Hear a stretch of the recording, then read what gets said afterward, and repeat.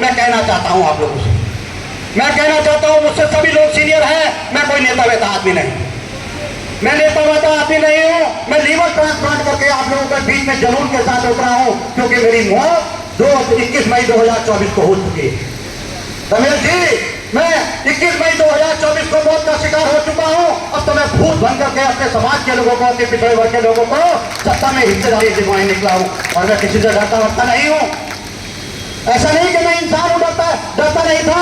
मैं 21 मई 2024 से पहले डरने का काम किया करता था, लेकिन जब 21 मई 2024 को विदेश ठाकुर को दोबारा जीवन मिला आप लोगों की दुआओं से, मैं किसी भगवान की दुआ से मुझे नहीं मिला, मुझे अपने समाज के लोगों के, अपने पिछड़े वर्ग के लोगों की दुआओं के लिए भेजा है। कल मेरे एक बॉस थे चंद्रशेखर बोस, वो अलीगढ़ में कह रहे थे, विनेश भाई यदि तुमने समाज को सत्ता मिले यानी कि सफलता नहीं होती, तो मैं गारंटी के साथ कहता हूं आपकी जान न बचे। ये लाखों लोगों की दुआएं मैं बड़े गर्व के साथ कह सकता हूं कि नंदवन के समाज के लोगों ने, मैं गर्व के साथ कहता हूं कि हमारे नंदवन के समाज के लोगों ने, हमारे अति पिछड़े वर्ग के लोगों ने हमेशा किसी न किसी पार्टी को वोट देने का काम किया, लेकिन जब विनेश ठाकुर जुनून के साथ इन लोगों के बीच में आया, तो आज की तारीख में मेरे साथ 99% लोग खड़ा हो गए। साथियों, 99%। कसाना जी, आज की तारीख में जहां जाता हूं, मैं 5-6 रैली हेलीकॉप्टर से कर चुका हूं। मैंने अपने लोगों में विश्वास जगाने का काम किया है, मैंने अपने लोगों में, अति पिछड़ी जातियों के लोगों में विश्वास जगाने का काम किया है, और मैं गारंटी से आप लोगों को कहना चाहता हूं, ये लोग फिर आपकी तरफ देख रहे हैं, एक बार फिर मौका आया है।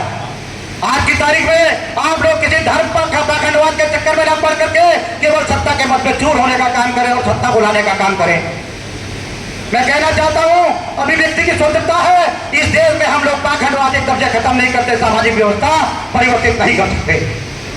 ये बात सही है कि हमारे लोग पाखंडवाद में उलझे हैं, लेकिन हमें पाखंडवाद में बोल लेंगे मेरे ख्याल से उसका जरूरत नहीं है। हमें केवल मछली की आंख पर निशाना रखना चाहिए, हमें केवल मछली की आंख पर निशाना रखना चाहिए, हमें केवल कालिदास मार्ग और लोक भवन दिखाई देना चाहिए, जहां से विधानसभा और लोकसभा जो देश के सबसे बड़े मंदिर है, और संविधान और विज्ञान के बल पर आप वहां पहुंच सकते हैं, ये सब लोग चाहते हैं।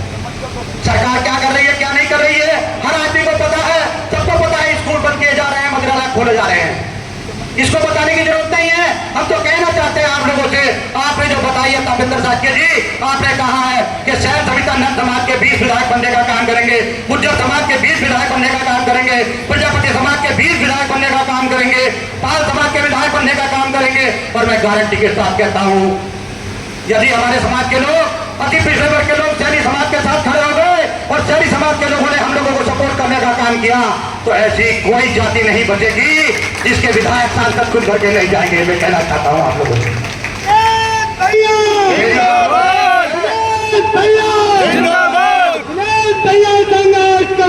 हम तुम्हारे साथ हैं। मैं कहना चाहता हूं आप लोगों से कि केवल सत्ता की ओर नजर रखिए। मैं देखता हूं आदरणीय स्वामी प्रसाद मौर्य जी इस देश के ओबीसी के बड़े नेता हैं, इस देश के ओबीसी के बड़े नेता हैं। जब हम लोगों ने 12 जून 2025 को प्रेस कॉन्फ्रेंस लोग पहुंचा की थी लखनऊ के होटल पे, जिस दिन वो प्रेस कॉन्फ्रेंस हुई थी, उस दिन देश की मीडिया में हंगामा मच गया था। दुर्भाग्य से एक विमान दुर्घटना का ग्रस्त हुआ, बड़ी दर्दनाक खबर मिल गई, मीडिया ने उसको कवरेज देना ही था, कवरेज की बात भी नहीं थी, वो बड़ी घटना थी। हमारे मुकाबले लोग मोर्चा के मुकाबले वो बड़ी घटना थी। इसके बावजूद 15 करोड़ लोगों ने आप लोगों को सुना और आप लोगों को देखा। मैं कहना चाहता हूं आदरणीय स्वामी प्रसाद मौर्य जी भी मेरी बात सुन रहे होंगे, वो हर कार्यक्रम को सुना करते हैं। अगर स्वामी प्रसाद मौर्य जी मेरी बात सुन रहे हो तो वो अपनी गौर करने का काम करे। वो हमारे चेयरमैन है, वो हमारे मुख्यमंत्री पद के चेयरमैन है।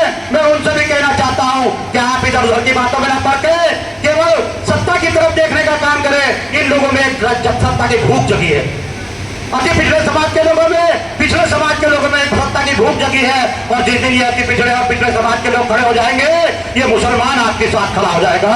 ये मेरी गारंटी इस बात की।